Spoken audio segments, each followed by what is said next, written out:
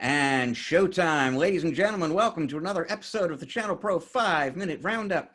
A look at news, trends, and tips for the SMB channel in 5 minutes or thereabouts. My name is Rich Freeman. I am executive editor of the ChannelPro Network. I am also a co-host of this program. I am joined this and every week by your other co-host, Eric Simpson, a business transformation and improvement consultant for MSPs and other IT providers. Eric, how you doing today?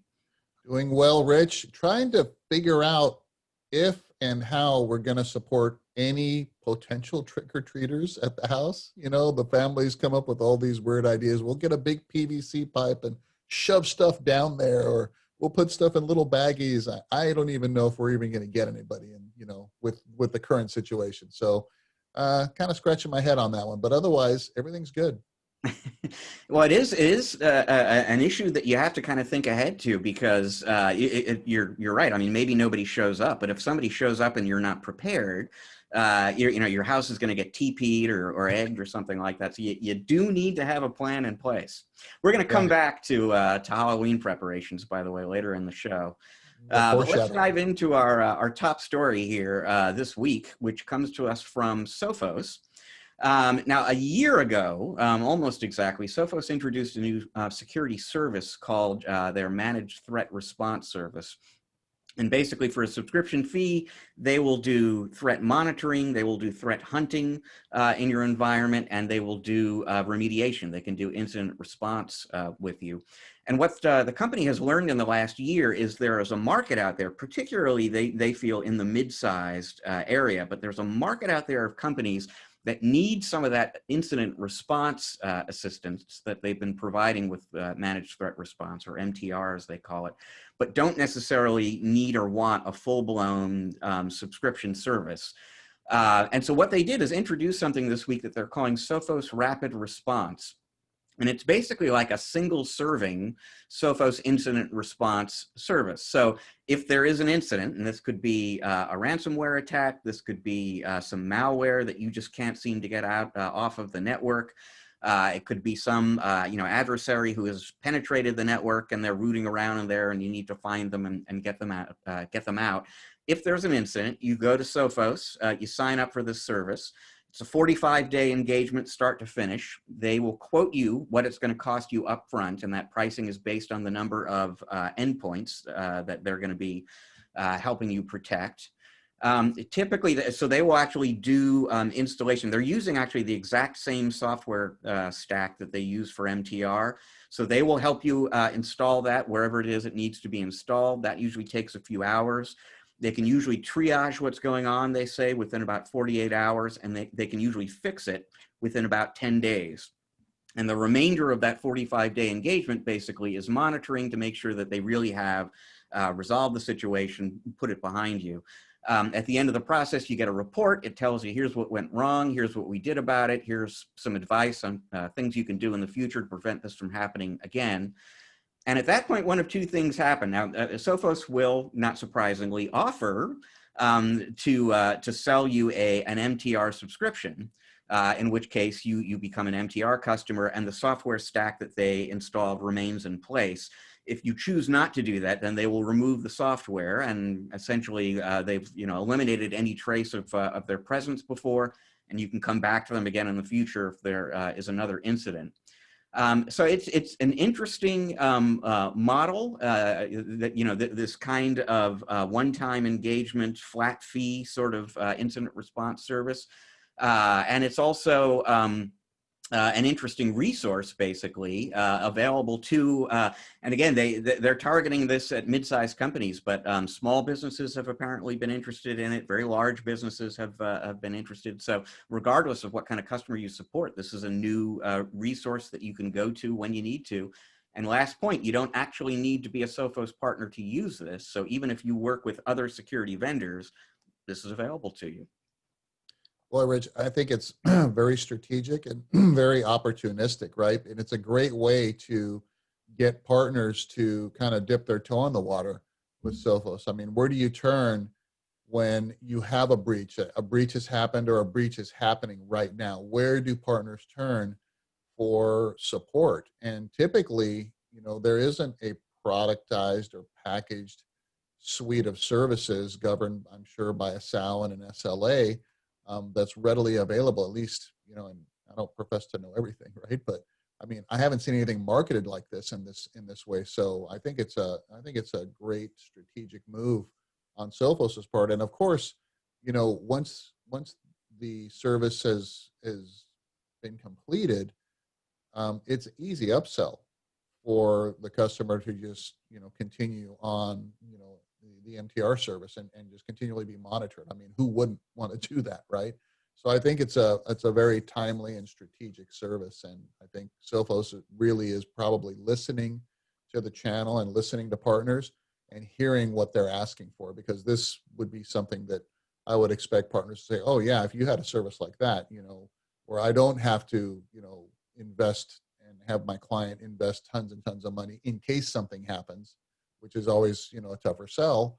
But I can turn to you when something does happen, have you guys help me through this, and then provide a great service that I can earn additional recurring revenue on after the fact. Who's not going to go for that?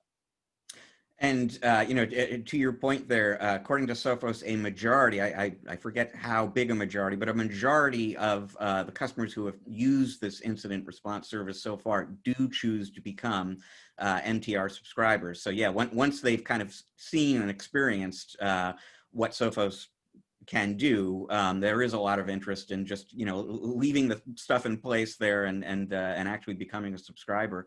Other thing worth mentioning, all of this goes back to an acquisition Sophos made. They purchased a company called Rook Security, I believe was the name, a security service provider.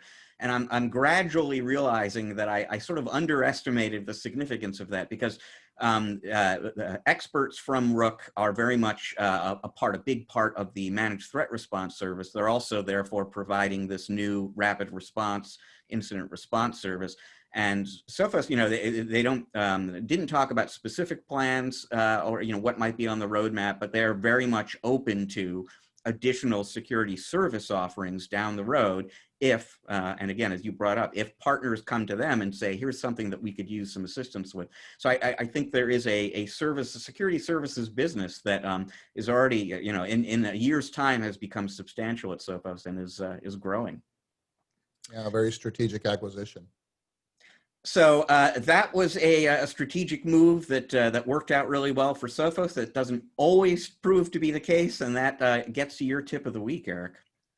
Yes, Rich, definitely. And working with a couple of partners that have come to me recently for some coaching assistance, and just having discovery calls, asking very simple questions to get them to realize that they've known that they've been operating under an unsuccessful strategy or a failing strategy for so long, but it's taken a tremendous amount of pain and time for them to realize that they should do something about it. And I think I've mentioned on this show before, kind of the cartoon that I always go back to, where it's a guy sitting on a park bench with a dog at his feet, and the dog's just got this horrible pained look on his face, and a passerby says, "Hey, is that your dog? What's wrong with him?" And the guy on the bench says, "Well, he's sitting on a nail." The guy says, "Well, why doesn't he move?" "It doesn't hurt enough yet."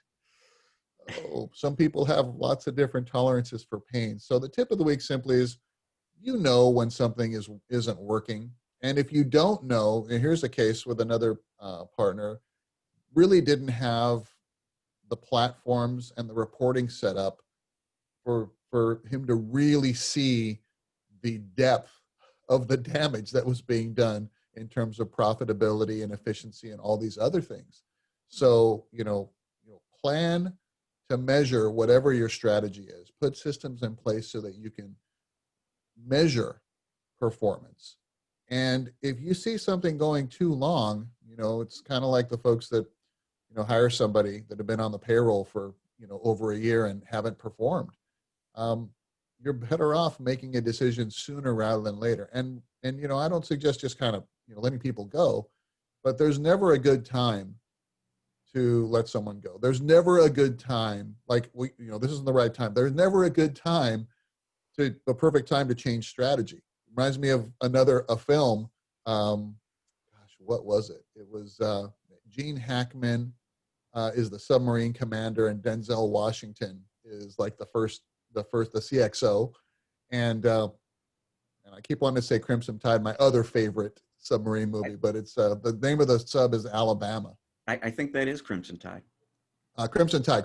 Oh, I was thinking of Hunt for Red October. Ooh, that's my other favorite sub movie. But Crimson Tide, and so they're doing a missile drill, and Denzel Washington is kind of running it. Gene Hackman, the sub captain, is in his quarters or whatever, and the galley catches fire. Right, so the kitchen is on fire, and Denzel Washington wants to stop the missile drill, and Gene Hackman like dresses him down. He says, "You do not stop the missile drill." He says, "Do you think that in battle everything is perfect? This is the best time to have a missile drill," kind of a thing. So, the point here is there's never a perfect time to make change. Change is tough, but be strategic about it, and don't go too long operating under a failing strategy. Right? Don't wait until the pain is so terrible that you now have to reactively move off of it. Build a plan to move away from that. Build a new strategy, and then be strategic and plan to do it. Right? Don't do it reactively, like I can't take it anymore, we're just going to shift this way. Measure what's going on in your business. Right? Look at what's happening, and then put plans in place to tweak and tune along the way, so that these, when you do have to adjust fire, let's say, it's not just huge dramatic shift that's going to impact and have this ripple effect across all the business units. But just realize early when a strategy isn't going the way you want it to. And of course, you have to have the systems in place to be able to measure that. Don't just go off of gut feeling or emotion or listening to the staff. That make data-driven decisions and then adjust for improvement. And there's never the best time to do it. So start evaluating now, and don't wait too long. Put plans in place. If you need to hire somebody now, or if someone isn't working out, or if you need to finally optimize that PSA platform to get the reports you need. So get after it. Yeah, no, and I think there are a number of really key points there, and one is when you are about to launch, or when you do launch a new strategy, go in with a plan. Go in knowing, having a definition of what success is, and go in knowing that you can measure whether or not you have succeeded. But then I would also think, and you suggested this as well, I believe, that there should be a schedule for that strategy in a sense once you launch it. Some kind of definition of when we might want to adjust, when we might want to bail out if it isn't working out. Because, obviously the key thing that everybody worries about when they try something and it isn't working is, am I bailing out too soon? If I stop now, am I giving up too soon? Or should I try to adjust again, and so on? So, I would think essentially scheduling that out in advance, sort of, I'm going to give this X months or whatever, and I'll adjust along the way until I reach that deadline. And if it's not working, I'm going to stop. That might be a way to make sure that you just don't keep doing this unsuccessful thing forever. Yeah, you're right on point, Rich. And it's I look at everything as a project, right? So what is the strategy, right? How are we going to measure performance? And then where are the checkpoints where we evaluate and say, okay, is this working? Should we move on to the next phase, or do we need to tweak something, right? So, have those, like you said, have those checkpoints in place and know what success looks like, not only at the end of, like, what is the outcome? What does success look like at the outcome? But look at what does the outcome look like at every one of these checkpoints, at each phase of the transformation or the transition that you're making, right?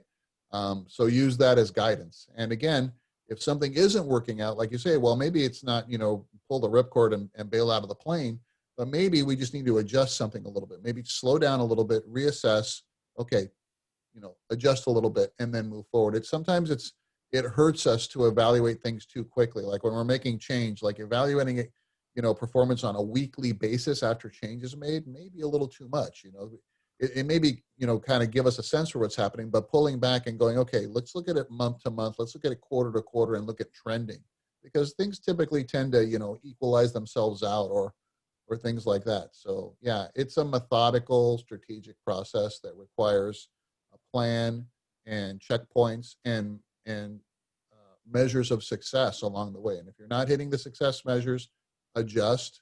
And if you don't hit them, enough, then you'll know whether it's worthwhile to continue or again to full stop. Let's readjust our strategy and do it a different way.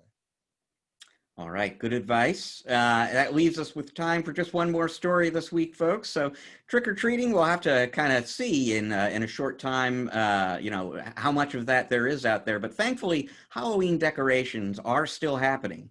And we have a story from Dallas here about a set of Halloween decorations that, depending on your point of view, may have gone just a touch too far. Now, this is all courtesy of the Dallas Observer.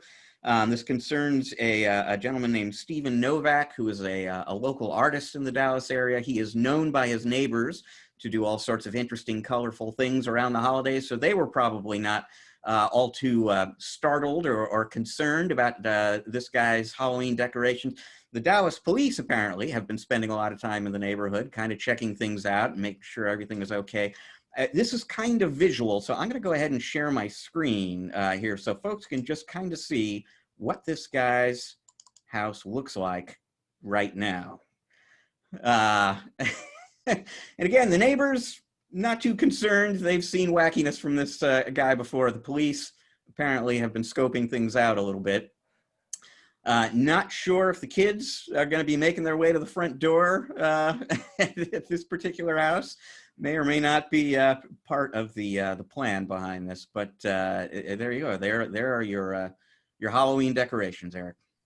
Yeah, this guy could be a special effects guy for horror movies. So Google, you have to look. There's more pictures. Yeah. So Google Dallas Observer Halloween police, I guess, and it comes right up, and it's it's quite gruesome. Let's just be clear. Yeah, gruesome is a good word for it. But yeah, it got into the Halloween spirit maybe too far. Who knows? Well, folks, that is all the time we've got this week on the 5-Minute Roundup. Thank you so much for joining us. If you like the show, want to keep up with future episodes as they come out, maybe take a look at some past ones that you missed, best thing to do is go to the ChannelPro Network channel on YouTube and subscribe. Make sure you click that little bell icon if you want to get notified every time a new episode becomes available. You can read more about Sophos Rapid Response, other developments in the news, business growth strategies for your company, all sorts of great stuff on ChannelProNetwork.com. We've got new content for you every day there. To learn more about Eric and the work he does with his clients, please visit ErickSimpson.com. That is ERICK Simpson.com. So once again, thank you for joining us. We're going to be back next week with another episode of the 5-Minute Roundup for you. Until then, folks, please enjoy the rest of your week. Eric and I are enjoying the rest of your week already. Ready.